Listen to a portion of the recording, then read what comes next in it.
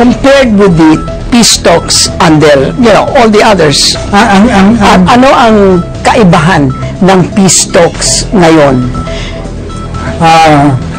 Ang parang ang comparative na period lamang may positive results ngayong panahon ni Fidel Ramos. Tinanggap ng NDFP na the best opportunity ng nag-resume ang peace negotiation under the Duterte government.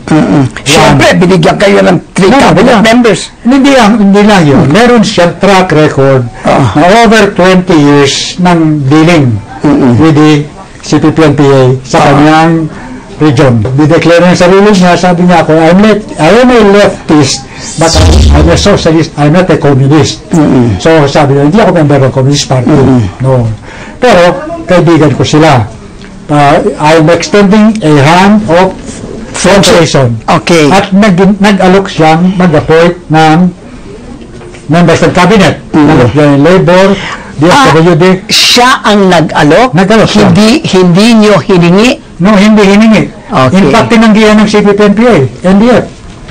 Ang sabi na, we cannot accept positions in the government, but we can recommend to you progressive activists. Itong mga nominate hindi Rafael Mariano, Lisa Masa, Judy Taguiwalo. They are not members of the CPP-NPA or the NDF. Si President Duterte calls the Catholic Church hypocrites. Does not make you hypocrites? No. Because just to be able to be in the government, you will reject the Communist Party, and yet everybody knows that you are with them. I did not reject the Communist Party. I did not reject the NDF. Umalis lang ako formally doon. Ayun pala. Nag-legalize ako. Kaya sinasabi ko sa iyo, hindi ko nire-resent na komunista ka pa rin. Yung aking belief, but not organizationally. Iba yun. The only reason why you are doing that is because you do not want to be arrested. Because I have to, I have to perform myself. Gusto kong magservisyo sa babayan sa loob ng framework na meron akong mandate by an electorate. Who do these people take their instructions from?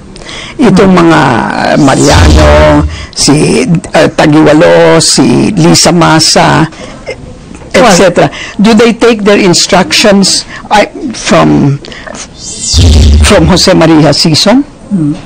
There's no established. There's no proof. No. Sa peace talks nyo, you have Jose Maria Sison and Halandoni and all these people. Itong mga taong ito nawala sa Pilipinas for over 30 years. Do they really represent the people in the Philippines who are leftists? Naniniwala ba ang NPA dyan sa mga payo ni Jose Maria Sison? Yung lumalabas naman na nakakapag-issue siya ng kanyang mga statements at officially designated siya Chief Political Consultant ng NDFP. So, nauupo siya dun sa negotiating panel. They have been living in Holland in relative wealth and relative comfort for the last 30 years. For 30 years. Kaya tinatanong ko. Yung physical absence, hindi yan nagka-cut off sa kanilang contacts. Pero sinusunod ba sila? Apparently, kung hindi sila sinusunod, tututol yung nasa field sa magkasunduan na pinipirmahan nila. Hindi. Pumapayag naman. Sumusunod yung forces on the ground. Sabi ni President Duterte, peace talks will remain cancelled unless there is a compelling reason on that will benefit the interest of the nation. What do you think is a compelling enough reason for Duterte to restart the talks?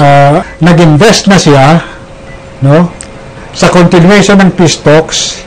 Napapayag na yung National Democratic Front dun sa bilateral ceasefire, pero yun, nagkaroon ng problema. Pero hindi pa sarado yung pag-uusap sa bilateral. So, open pa yun. Pumayag kami yun. Importante ba yung bilateral? Sa kanya.